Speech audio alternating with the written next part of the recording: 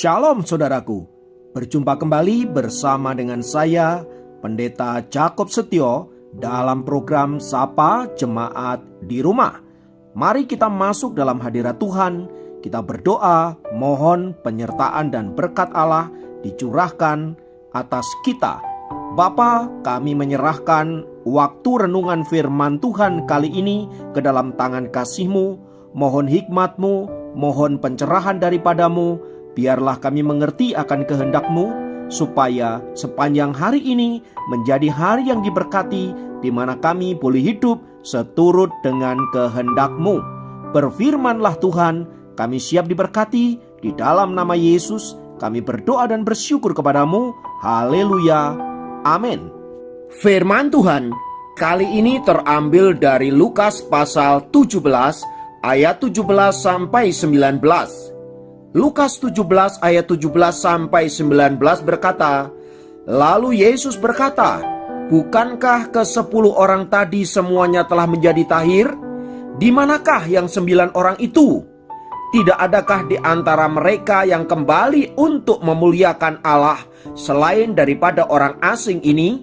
Lalu ia berkata kepada orang itu, "Berdirilah dan pergilah, imanmu telah menyelamatkan engkau."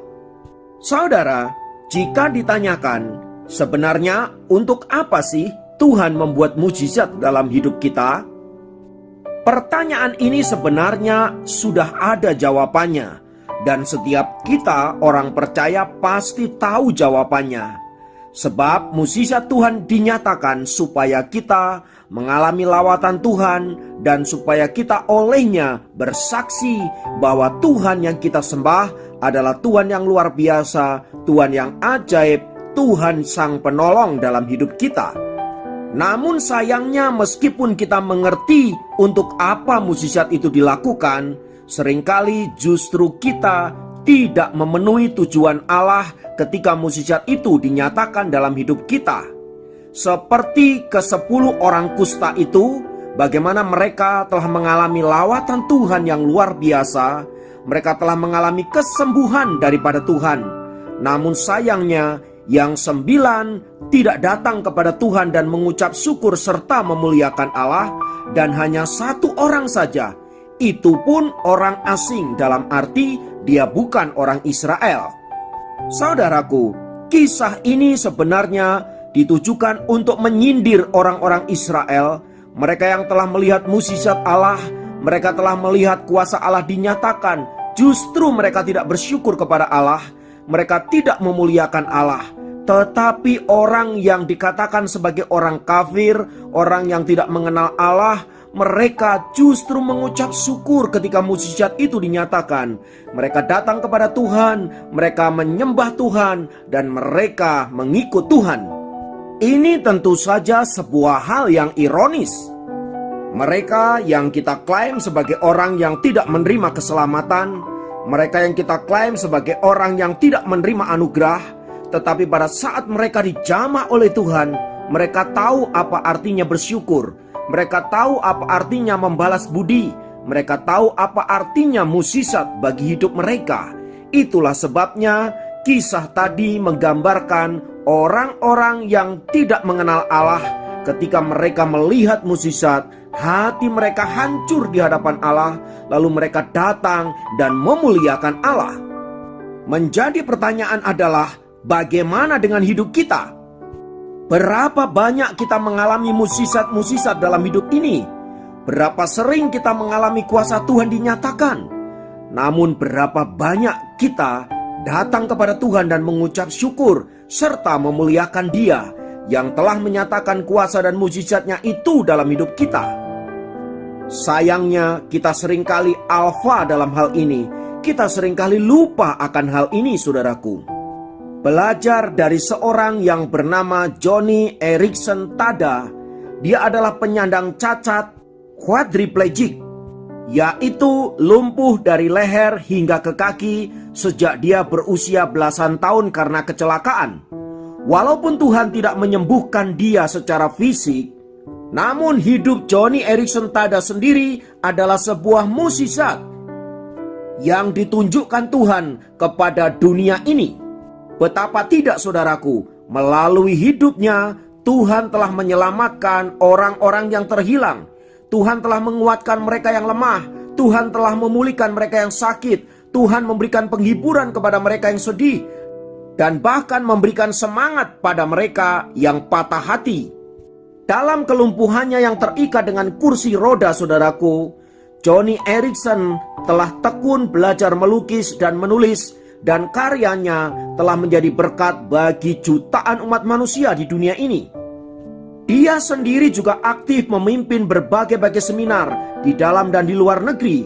Ia juga memelopori sebuah yayasan, Joni and Friends International Disability Center, yang menolong mereka yang cacat di seluruh dunia dengan memberikan sumbangan berbagai bantuan. Pada pertengahan tahun 2010, saudaraku, Joni dilaporkan didiagnosa mengidap kanker payudara. Dia kemudian menjalani berbagai tes dan segera akan menjalani operasi. Mukjizatnya adalah bahwa Joni yang mengetahui akan hal itu ternyata merespon dengan iman dan pengharapan yang luar biasa, yang melampaui akal dan perasaan manusia biasa.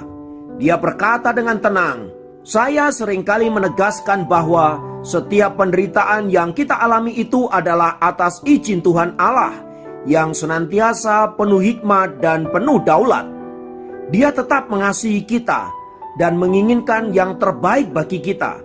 Sebab itu, walaupun kanker adalah sesuatu yang baru untuk saya tetap mengucap syukur atas pemberian Tuhan ini, karena saya yakin apapun yang terjadi, Tuhan menganggap hal itu cocok untuk saya." Saudaraku, apa yang dialami oleh Joni Eareckson itu mau menggambarkan bahwa iman yang dibangun di atas Kristus dan firman Allah tidak akan mudah digoyahkan oleh apapun, entahlah itu oleh penyakit kanker, kelumpuhan, tantangan, dan penderitaan-penderitaan yang lain. Karena kita tahu semua itu terjadi atas izin Allah, dan Allah berkuasa untuk melakukan apapun atas hidup kita. Oleh sebab itu, saudaraku yang dikasihi Tuhan, apapun saat ini pencobaan dan badai hidup yang Anda alami, tetaplah kuat dan tetaplah semangat di dalam Tuhan. Jangan pernah meragukan hikmat dan kedaulatan Allah dalam hidup kita. Meskipun kita seringkali tidak mengerti mengapa Tuhan izinkan hal itu terjadi, tetapi kita harus tetap percaya bahwa semua itu dikerjakan oleh Allah untuk mendatangkan kebaikan bagi kita. Terlepas hal itu terjadi karena kesalahan kita sendiri, sehingga kita harus bertobat karenanya, atau karena kesalahan orang lain, atau karena peristiwa-peristiwa di luar kendali manusia, tetaplah yakin bahwa Allah sanggup menggunakan semuanya itu untuk mengajar kita, untuk mendidik kita, dan membawa kita ke dalam kebaikan-kebaikannya. Sekarang semua tergantung kepada kita.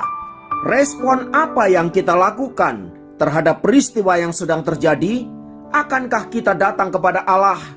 Kita mengucap syukur kepadanya karena Tuhan mengizinkan hal-hal itu terjadi dalam hidup kita, atau kita pergi meninggalkan Allah karena kita berpikir bahwa kita menemukan jawaban menurut pikiran kita sendiri? Ingatlah, saudaraku, bahwa setiap keputusan selalu ada konsekuensinya. Karena itu, jangan memutuskan sesuatu di luar kehendak Allah. Ingatlah firman Tuhan yang berkata, "Carilah Tuhan selagi Ia berkenan untuk ditemui." Kiranya firman Tuhan ini meneguhkan dan menguatkan kita. Mari kita berdoa di dalam nama Tuhan Yesus. Tuhan yang sanggup menyatakan kuasa dan mukjizat-Nya, Tuhan yang sanggup memulihkan, Tuhan yang sanggup memberikan pertolongan bagi setiap kami. Kami menyerahkan hidup kami ke dalam tangan kasih-Mu. Kami mau belajar mengandalkan Engkau. Kami mau belajar menaruh hidup kami ke dalam tangan kasih-Mu. Terima kasih Tuhan untuk segala karya-Mu dalam hidup kami. Sekarang kami menyerahkan masa depan kami, pergumulan kami, dan apapun atas hidup kami ke dalam tangan pengasihan-Mu. Dan kami percaya semua untuk kebaikan kami sendiri. Terpujilah nama-Mu Tuhan kekal selamanya. Dalam nama Yesus kami berdoa. Haleluya. Amin. Demikian program Sapa Jemaat kali ini. Sampai jumpa dalam program Sapa Jemaat yang lain. Tuhan Yesus memberkati.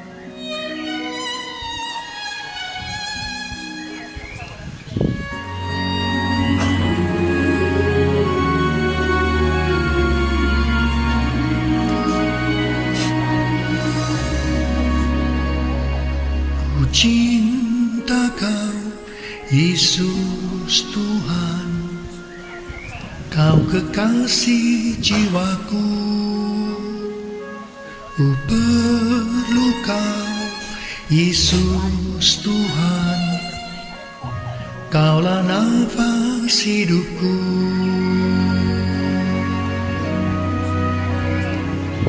Ku cinta Kau, Yesus Tuhan, Kau kekasih jiwaku. Ku perlu Kau, Yesus Tuhan, Kaulah nafas hidupku. Yesus, Yesus, Kau yang ku rindu. Yesus, Yesus, Kaulah segalanya. Yesus, Yesus, Kau yang ku rindu. Yesus, Yesus, Kaulah segalanya.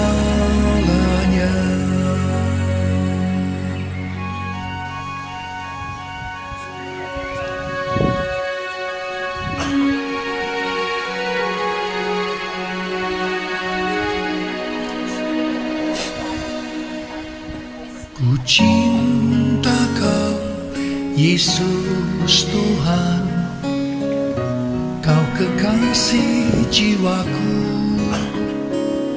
Ku perlu Kau, Yesus Tuhan,